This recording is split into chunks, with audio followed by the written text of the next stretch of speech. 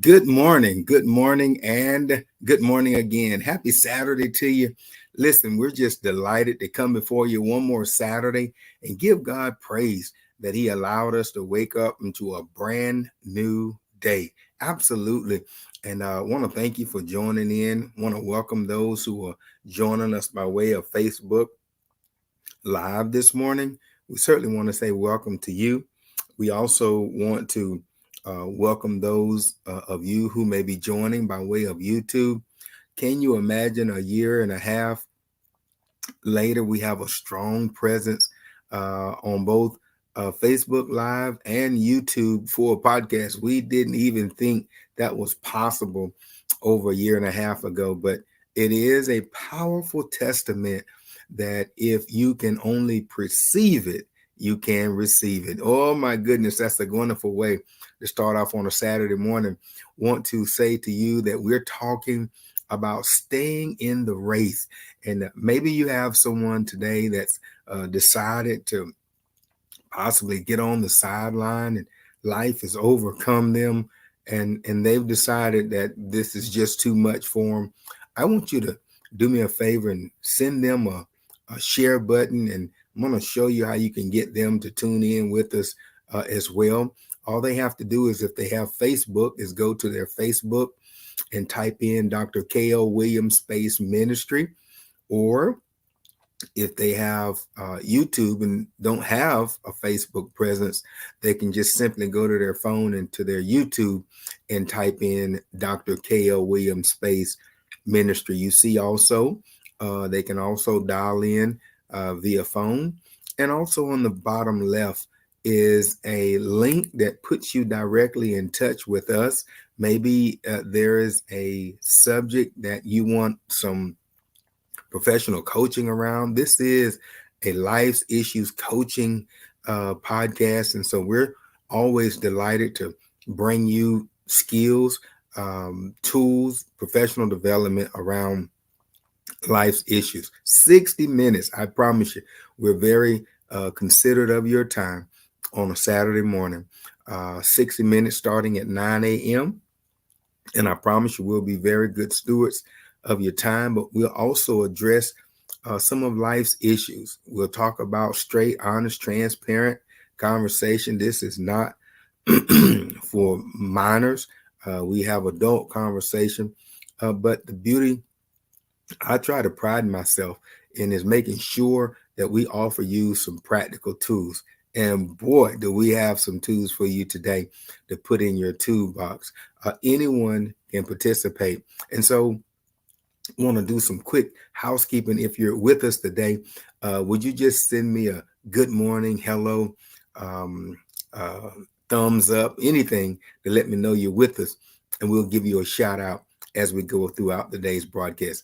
So let's get started. We have been embarking on a new um, challenge and a topic around staying in the race. That's it. All throughout the good book, there are scriptures that help us to be admonished to stay in the race. We're going to cover one or two today, but in the meantime, I just want to have a quick conversation around what it looks like to stay in the race. All of us, if you're living and breathing, you're in this thing called the race of life.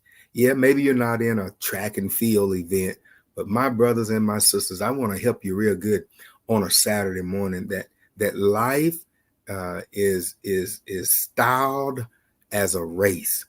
And the more you know about how to run this race, the more you increase your chances of finishing the race. Oh, I'm trying to talk to somebody on a Saturday morning to let you understand that life is about a race and you have to stay in the race. That's the piece we want to focus on today. Just stay in the race. Um, if I could just end the broadcast right there, that would be a good place to admonish somebody on a Saturday morning to stay in the race.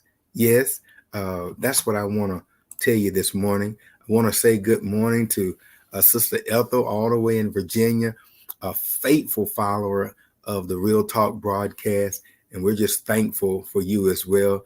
My mentor and elementary school teacher, Mr. Flanagan, always a delight for you to slide in the pews with us. Listen, I want to talk to everybody today about a topic that is guaranteed to be on everybody's road. Stay in the race. That life is styled as a race. And the more you know how to run this race, the higher your chances of finishing the race. And so that's what we want to look at today.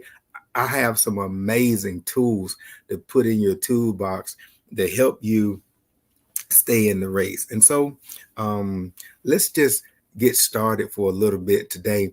When we think about staying in the race, there are so many ways to look at this staying in the race.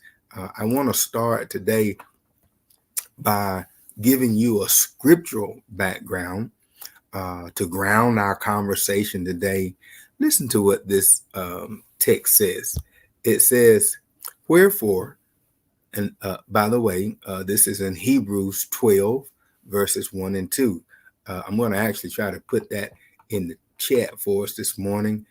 It says, wherefore, seeing we also are compassed about with so great a cloud of witnesses, let us lay aside every weight and sin which doth so easily beset us, and let us run with patience the race that is set before us, looking unto Jesus, the author and the finisher of our faith. My friends, there it is right there. I want to share with you that life really is about a race. And the more you understand that, I want to tell you something, the higher your chances of survival are. I have that in the chat for your consideration today. Stay in the race. That life, Paul, so many biblical patriots have advised us that life is really a race. And when you consider that if it is a race, better for us to figure out how to stay in the race. Now, let's talk for a moment. I just happen to have a little bit of experience in track and field. And so I want to speak from that premise on today. When I think about the fact that life is a race, yes, let me just tell you, if you catch nothing else, here's a major point of consideration.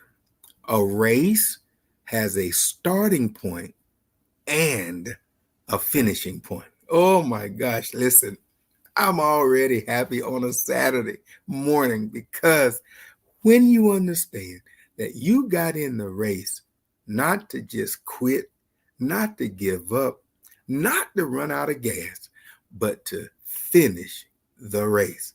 Who starts a race with the mindset, I'm not going to finish? No, most people, when they sign up, usually say, I'm in it for the long haul.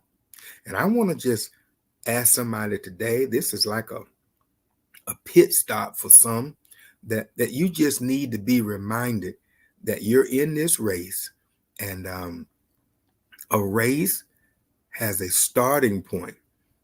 I can remember, for example, the 100-yard dash. All of the runners are lined up equally on the starting point. There's a white line that goes from one end of that track all the way to the other end. And each person has a lane that they're assigned to.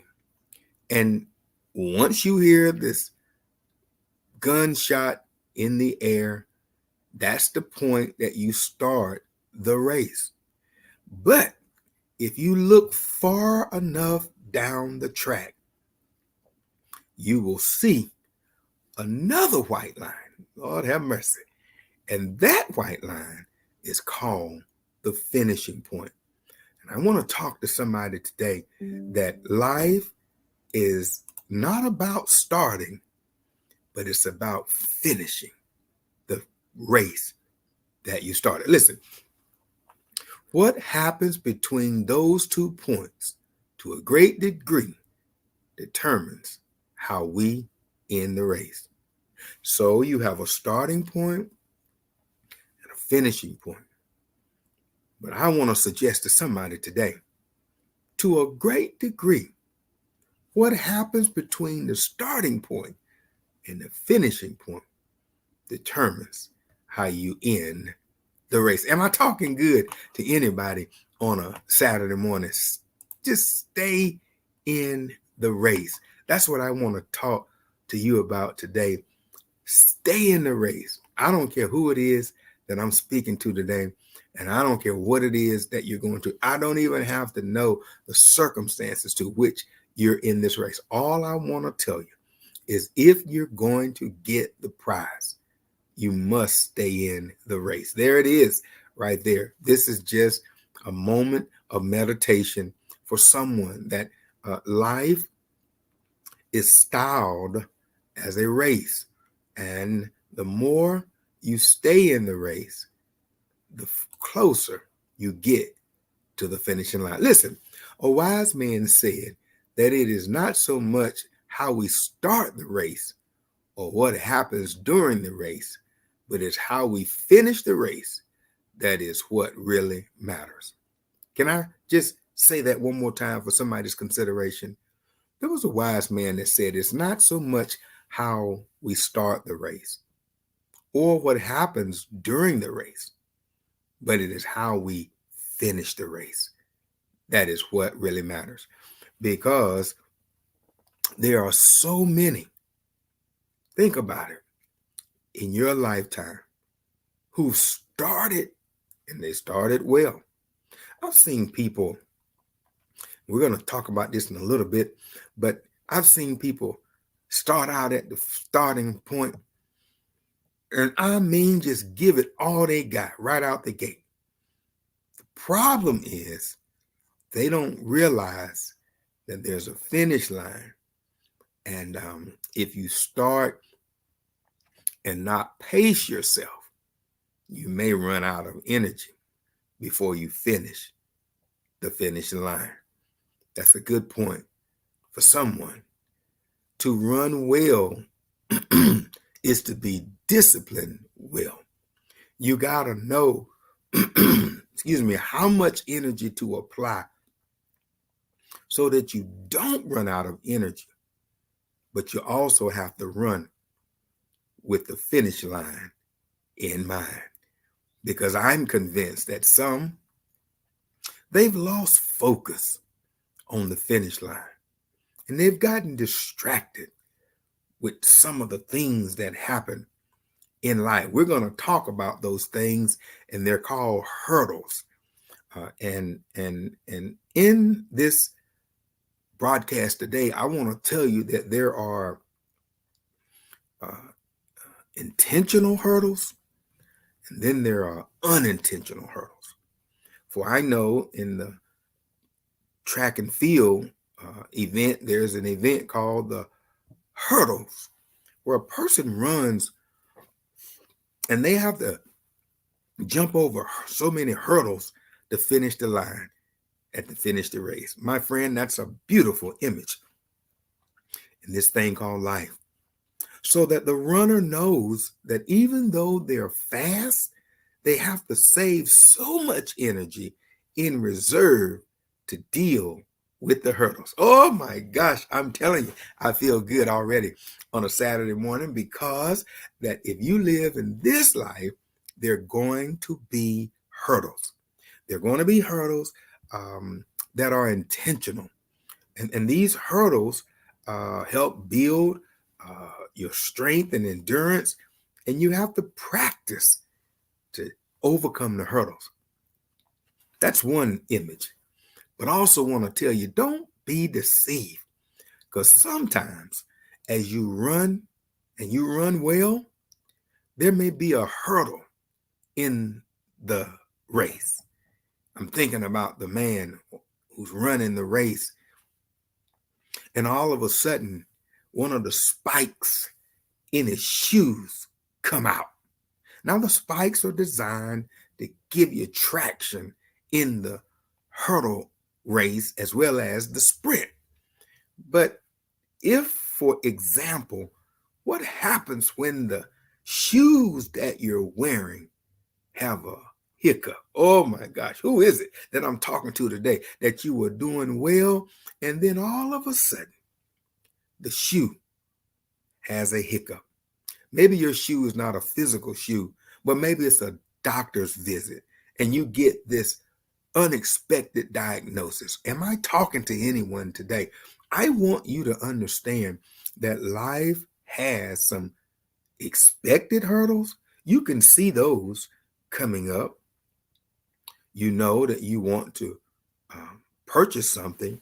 You can look at your bank account and you can see that the two don't mesh. And so now that's a hurdle. You have to work a little bit harder, longer to overcome that financial hurdle. Well, there are also unexpected hurdles. And those, my friend, are the ones you have to be well disciplined for, that you can run and run well. So run with patience and endurance, my friends, the race that is set before you, and you will finish well. I want to talk to somebody today who's in the race of life. And all I wanted to do today is to come by and give you a little pep talk along the way. Is it anybody today that can say along with me that life is a race, and you got to stay in it and stay in it well until you're able to finish the finish line? Now let's talk a little bit more about these hurdles in life.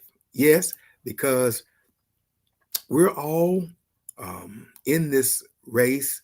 And the truth of the matter is that when you get in the race, you have to learn to stay in it. Well, I need to tell you that there are things that we need to be considered when we talk about staying in the race. Now, let's go back to this for a second. Stay in the race. It talks about laying aside everything that hinders a person. Well, I just wanted to pause for a moment to talk about what kind of things that could hinder you from running well. Well, first of all, you need to know that if you're going to be in this race, you ready for this? It's a marathon and not a sprint. Oh my goodness, Williams, what does that mean? Well, it means that it's not won in a quick sprint. That's okay for the 100-yard dash or something like that, or 220 sprint. But if you're going to be in life's race, it is a marathon, which means it requires daily discipline and perseverance. In other words, every day you get up, you have to condition yourself to keep running. Now, you may say, I know that I'm not in the physical shape to run a marathon, but I want to help you. You can be in spiritual shape to run a marathon, because it takes, first and foremost, laying aside, throwing off, getting rid of Ooh, I feel good on a Saturday morning because so many people try to run the race of life and they have weights that are holding them back. They have things that are pulling them down. And I want to suggest to you today that if you're in this life, if you're breathing, if you're existing, you're in the race of life. But for the Christian, this race of life, you have to stay in shape and stay in the race. For anyone that's listening today, the relevant question of today is, what is it that's weighing you down? Oh, we're going to unpack that here in just a few moments. But I wanted to not go too fast and ask you today, what is it that's weighing you down? Paul admonishes us, let's throw off everything that hinders. Ooh, my goodness. Just let that ruminate with us for a moment. The fact that life has some weights. Yes, and I don't know who I'm speaking to today, but I want to suggest to you that the better you understand how to run the race, the more you increase your success rate to finish the race. Can I say that just one more time? That it doesn't matter if you're young or old, um, black or white, rich or poor. If you're breathing, you're in the race of life. And not only are you in the race, there are those who are in the race and now have weights. Seemingly, you've seen people, they come into the job, got all this energy. I'm thinking about some on my job right now. Come in with all this energy, gonna solve all the job's problems. And then just in a few days, they find out that there's some weights here that you got to avoid. There's some things that you must not allow to hitch onto you. Oh, who am I speaking to today? The fact that if you're going to finish the race, there are certain things that you must cut loose. There are certain things that you cannot allow to be connected to you. Paul calls them lay aside every weight. Now, I want to tell you, sir, and I want to tell you, ma'am, I've seen it in the church the same way. People come in, you extend the right hand of fellowship to them, or they just want to save the world. Then you circle back around after a few months, and then the trials of life start rolling in. Oh, am I talking to anybody today? And you've seen people like this, that they start out so well with such good intentions, let me just say. But they don't realize this is not a sprint, but this is a marathon that you have to run with patience. That every day you get up, if you picked up some weights yesterday, Paul say, lay them aside when you get up the next morning. Because the truth is, you cannot run well with the weights of this world. So Paul says, let us lay aside every weight. And I want to talk to somebody today about those weights. Now, this refers to a runner removing everything that would hinder their ability to run effectively. In the natural, maybe your clothes are too heavy. You might need lighter clothing. Maybe I've seen this where a runner's shoes are too heavy and they really needed lighter, lightweight shoes. Or maybe they needed a headband because part of their weight was they perspired and sweated too much. But But you have to lay aside anything that will affect or hinder your ability to run effectively. Well, somebody say, Williams, I'm not into that athletics. And so great. I want to speak to you about what Paul says, a spiritual race.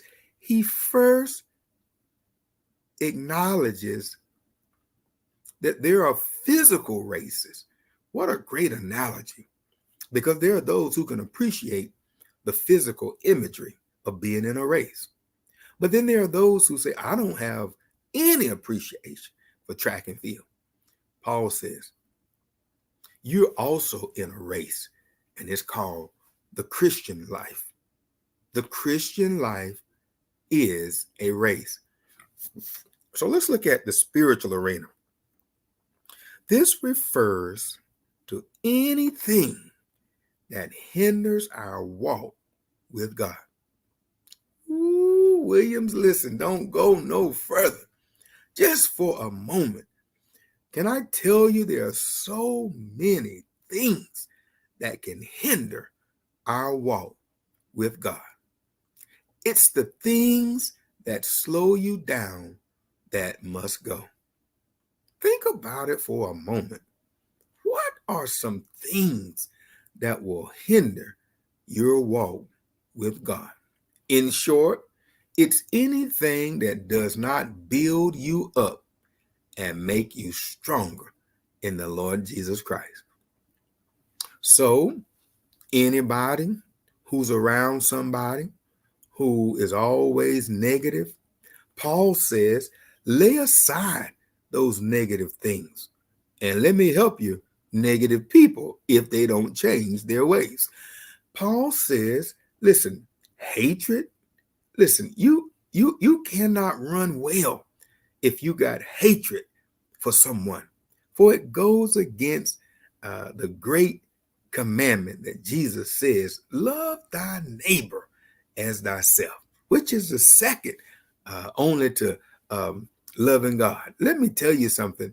There are so many things that will hinder your ability with your walk with God. I want to talk to somebody. So if it doesn't build you up, it's a hindrance and should be removed from your life. Now, so many people say, oh, I've got this long relationship, and all of a sudden now, this relationship is creating a negative draw. It's got a negative pull to it. And my friends, I want to suggest to you today, I want you to just hear me, allow me to slow the pace down and say to you that your ultimate goal is to finish the race. And that person, that place, or that thing is not more important than you finishing the race. And so whatever it is, can I just tell you for a moment, I know people, their hindrance is a place. Yeah, maybe it's their job. People worship their job. I know people like this. They just, everything about them is their job. You talk to them, it's their job. You see them, it's their job. They've made an empire out of their job, only to discover that there's a life race that when you close your eyes, that job cannot help you. My friends, I want to ask you today, maybe it's a thing, it's a person, it's a family member that you made a god out of them, and I know people like this. I'm thinking about a lady right now. Every time you talk to her, it's her children. Her children have become her god, and nobody's children are as accomplished as hers, and nobody's children can do like her children. Listen, no one's ever made it successful in life like her children. Even though you talk with her, she has built it such that her children is her hindrance. Oh my gosh, I don't know who I'm speaking to today. A person, place, or even a thing. And then obviously, people who make money their hindrance. Money is good, and money answers all things. But I want to tell you something that um, they they bury millionaires, billionaires, just like they bury homeless people. And so we know that money, um, although it's good to have, it can be a hindrance for us, because the reality is we should put nothing before us that will cause us to lose our space in relationship with our walk with God. Yes. And so Paul says, lay aside. I don't know who I'm speaking to today, but I want to put my weight on it today and tell you, God is interested in you finishing the race. But I want to tell you, you have to make sure that you have every day a check-in on what are my hindrances? What are those things? What are those weights that will cause me to lose fellowship with God? Now, I have to move forward because I got a little bit further to go today. But I want to tell you uh, uh, one more time, if it doesn't build you up in the Lord, it is a hindrance and should be removed. Let us throw off everything that hinders us and let us run this race with perseverance and patience, the race that is set before us. Well, the second thing is it says, let us throw off the sins that so easily entangle. This sin that trips you up, what is it? Yeah, quick attitude or temperance you need to work on. Just being hateful or being selfish. These things are things that will hinder us. There may be many sins that could be mentioned here. It doesn't matter what it is, because we all have our shortcomings. You have yours, I have mine, and we have ours collectively. But what we all must agree, but in this verse, is that particular sin that trips you up as an individual. You know what it is. Oh, each one of us has our own personal testimony that I told someone this. Everybody has their own shortcomings. This one man I know, his shortcoming is drugs. He's a good man, but he got uh, hooked up into some bad company early on in his life, and he got introduced to drugs early. And he's a good man. He works. He's in church. But let me tell you something. This brother struggles with drugs all the time. And sometimes he says to me, "Man, you don't know what it means." And I will say to him, "No, I don't. I've never done drugs. Never had any desire to do drugs. And so for me to put drugs in my presence doesn't give me a temptation at all. But I have my own challenges. And I would always come back to him and say this: each one of us has our own weights that we must get rid of. You have yours, brother, but don't be so dismayed. I have mine. And guess what? The next person has theirs as well. I agree with you, Sister Ethel, that in the end, we must look in the mirror. Michael Jackson said it best: it's the man in the mirror. Um, yes, because there are weights that get each one of us. And then I always say this: if your adversary or your enemies, if they want to try to slow you down, do you think they're going to bring you something that you're not attracted to or you're not tempted by? No, no, no, no, no, my friend. This is why I say you have to lay aside every weight that easily sets you off the race. Now, as I just articulated, so someone comes to me and offer me drugs, that's not a temptation to me at all. This stage of my life, if I ain't tried it yet, I can assure you I have no desire for it. And so I'm just saying, each one of us has our own sins to deal with. And Paul says every day you get up, you should ask yourself, what are those things that will cause me to run this race and not run it well?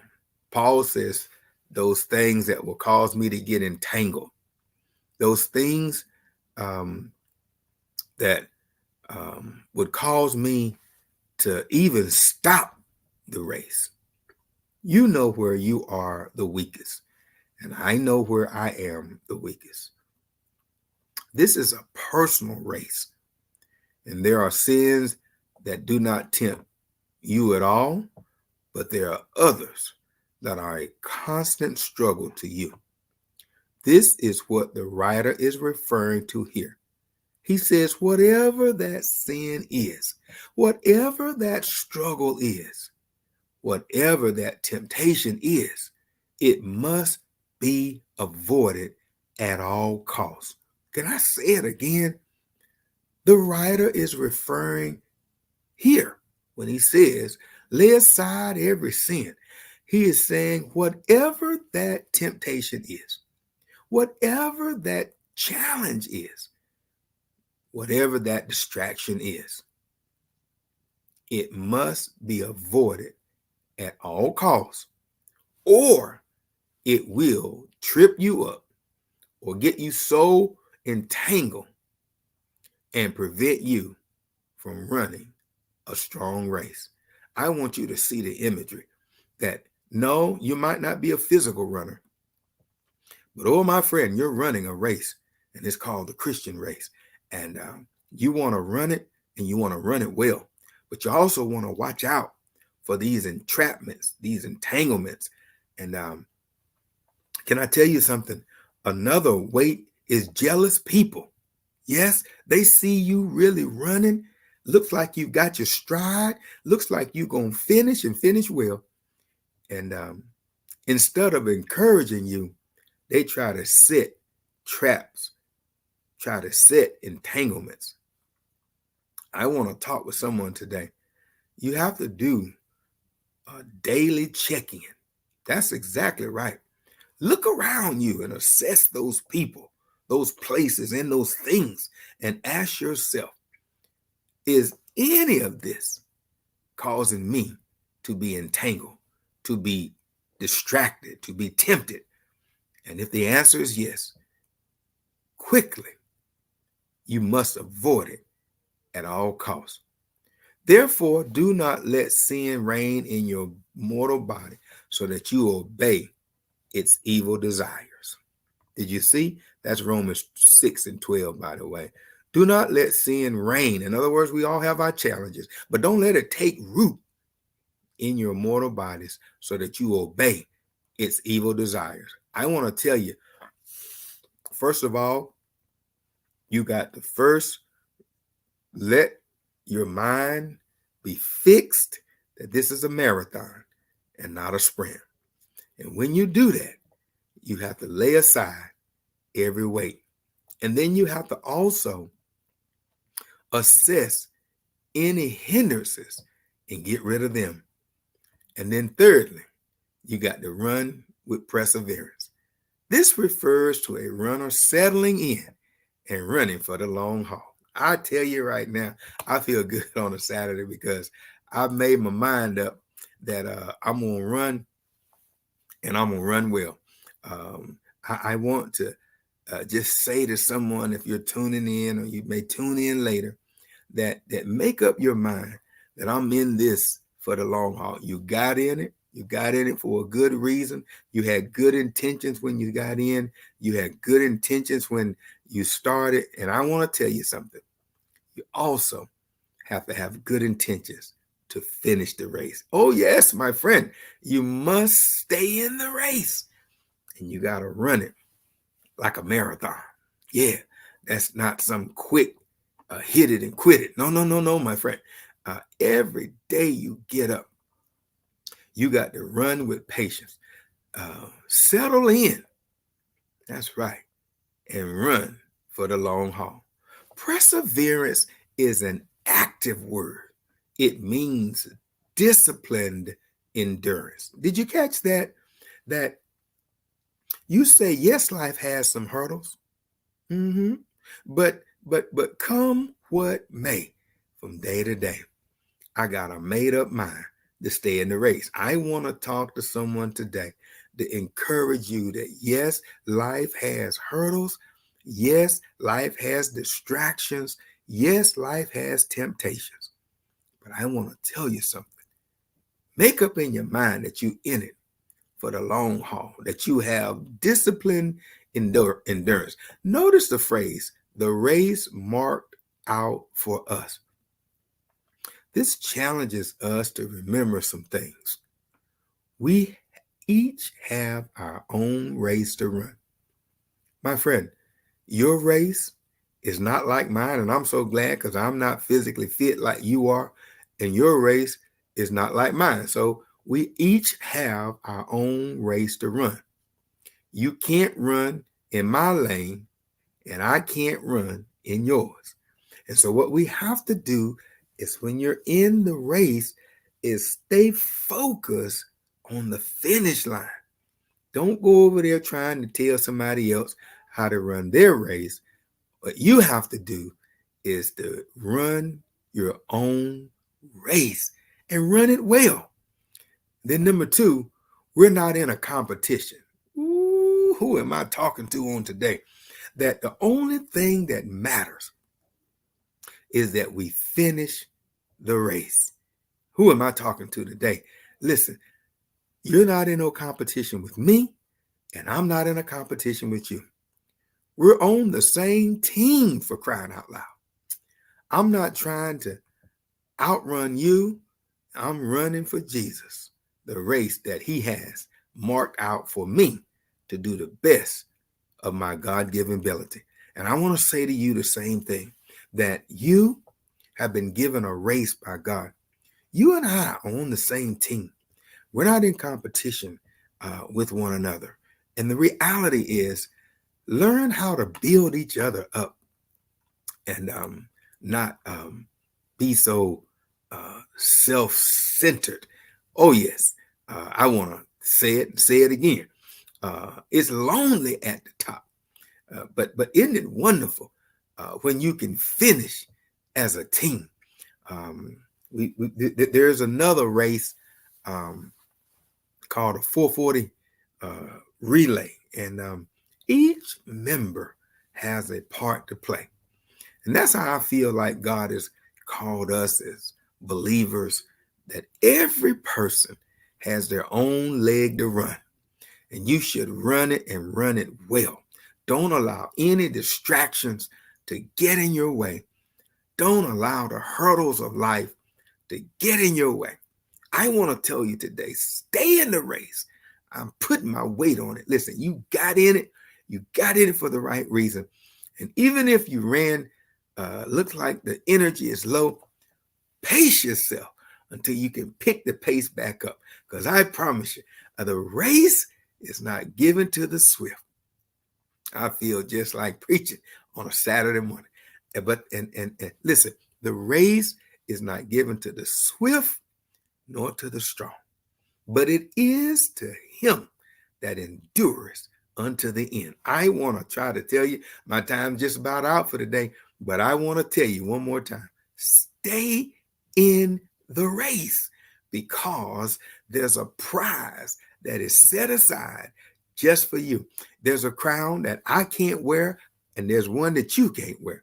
Mine was designed for me, and let me help you real good.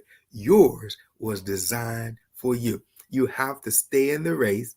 The lesson is clear, that we all go through sunshine times. We all go through dark times. And I thank you for the reminder, Mr. Flanagan. There's a session that we did called Navigating Through Life Storms. You would be well served to go back and review that session as well, because ultimately life has some ups and downs. They have hurdles that you can see ahead of you. But then there's also some hurdles that you cannot see. Now, my last point for today is, well, what are some ways, Williams, that we can stay in the race? Well, I want to give you a couple of quick ones, and we'll come back. We're still dealing and drilling on this thing called stay in the race because so many good people have started out, but somehow or another the hurdles have caused them to either slow down or either just stop running altogether. Now, life is full of ups and downs. Can I get somebody to help me? One day you may feel like you have it all figured out, like you got it going on. And then in a moment's notice, am I talking good to anybody today? You've been thrown a curveball. Listen, and you feel like all of a sudden the world has come to a stop. But I want to suggest to you, it's nothing but a hurdle. And my friend, if you can only figure out how to overcome the hurdles, what a great day it is. I just wanted to talk about for the next couple of minutes on ways to overcome the hurdles. I want to also tell you that you're not alone in these feelings. Everyone has to face their own set of hurdles. But learning how to overcome the hurdles will help you stay in the race. And it also help you to remain calm under pressure. You've seen those people get that bad news, and it's as if they heard it, but they're not moved by it. Everyone has their own preferences on how to face the challenges in life. But however, there are a few good tips, and this is my tools to put in your toolbox when you're confronted with the hurdles of life. I want to tell you that there are so many ways to get through the tough times. Here's just a few, and we'll keep drilling down on these. Number one, make a plan. While you don't know what's going to happen in the future, you can always plan ahead.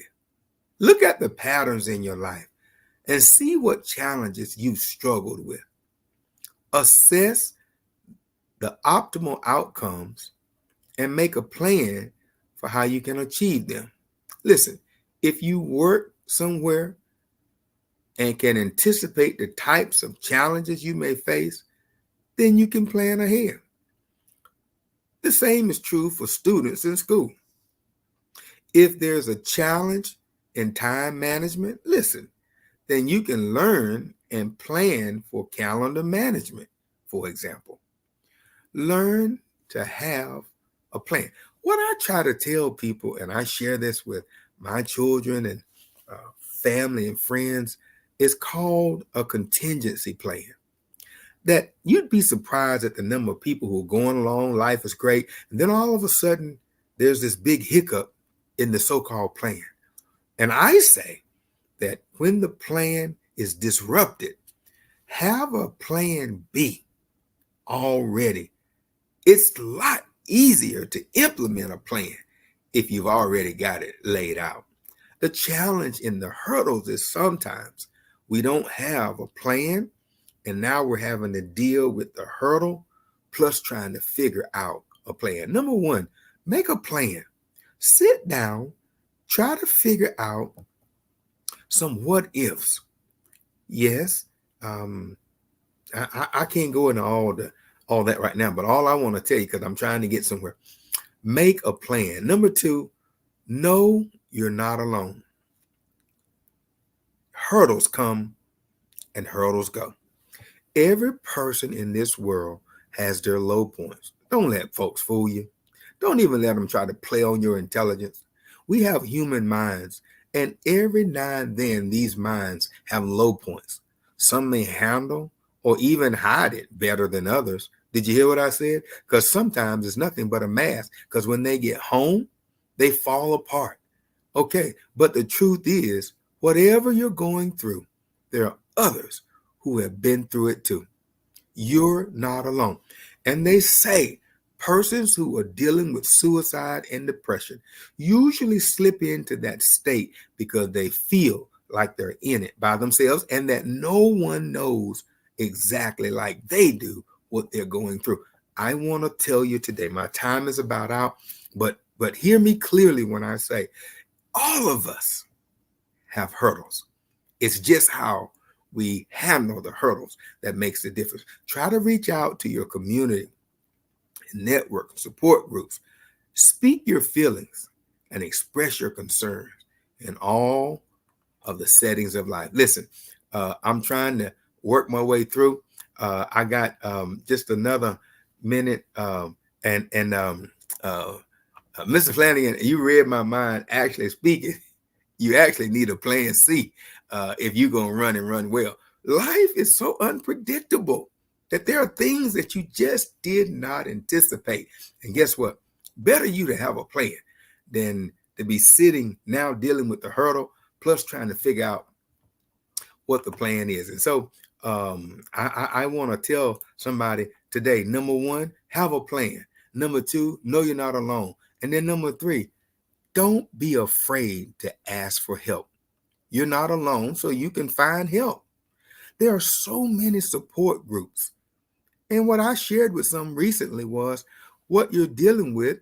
You're not the only one dealing with it. You may be the first to openly speak about it. So create a support group.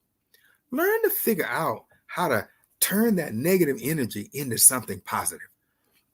There's no need to feel ashamed for asking for help. Whether you choose to rely on a loved one, listen, I met a stranger. I was having a bad day. And the man told me, I was going to a very uncomfortable meeting I was not looking forward to. I was already told the outcome was not going to be too favorable, but I was going anyway. And then while I was on my way there, the car broke down. And I had to call, try to figure out how to get myself to the meeting. Well, I want to tell you, ultimately, I had another friend, and my AAA had expired. I'm talking about it was just a bad day, and I want to tell you something that I called another friend, and they used their AAA, and of all people, there was a gentleman I did not know him from Adam, and he said to me these words. That's been probably 20 years ago. And as a pastor, I try to share this. Matter of fact, I just shared it with someone last week who was going through a difficult time. I got in the truck. It was clear that I was distraught and downtrodden. And the man says, "You look like you're having a bad day." And I didn't go into all the details. I told him I was on my way to a very uncomfortable meeting. And I was already told the outcome would not be in my favor. And now, as you can see, my car broke down. And then when I go to call AAA, they told me that my AAA had expired. And I'm on the side of the road trying to get to this meeting. And the man said these words to me. He told me about a man that had a goat outside. And I don't know how much time I have. I got to check this real fast. And the man says to me, there was a man with a goat, and him and his wife used to argue all the time. He was having bad marital problems. So the man says, "I tell you what, take the goat and put it in the house and just chain it to the door. Like when you go in and out, you got to go by this goat." Well, the house started smelling bad and off and everything.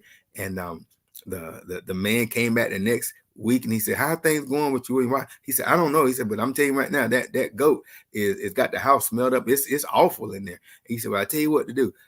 Take the goat and take the chain and chain him to the refrigerator." I said, "What?" He said, "Yeah."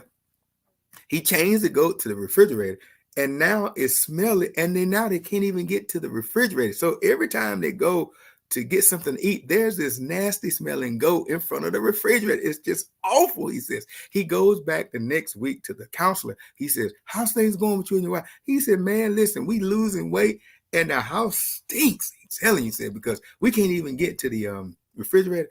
It's awful in there. So the man says, "I tell you what to do. Take the goat, take him back outside, and chained him to the tree. Man came back the next week. He said, how's things? He said, man, listen, that was the best thing that ever happened to us. We took that goat, took him back out there, cleaned the house up. Boy, we were so glad to get our house back. And the man said to him, the only thing changed was you chained that goat back out to the tree. It could be worse, he said. You could have a goat inside the house. And so I shared that with someone just this week, that no matter what you're going through, could have a goat in the house on top of everything else you're going through. And so I hope you're blessed by that. Take time to realize that it could be worse. Hurdles come and hurdles go. But the reality is that it could be worse than what you're going through. That's all the time I have for you today. Listen, we're going to keep plowing through this thing called the race of life. I want you to understand that life is all about how you finish, not how you start. Can I pray with you for a moment as we bring our session to a close? Father, thank you for time well spent today in this broadcast, realizing that life is a race, and how we finish this race determines our outcome for our reward. I pray that you would even encourage every person on this broadcast, those who will review it later, to be inspired to stay in the race. Don't give up. Don't give in, because if you finish, there is a crown of life laid up for us. It is in Jesus' name we pray. Amen. Listen, my friends, that's all the time we have for you today. I want to thank you for hanging out with us today.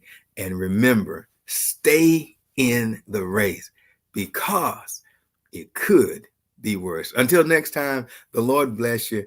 The Lord keep you. The Lord make his face to shine upon you. May God be gracious unto you, and may he give you peace until we meet again. God bless you.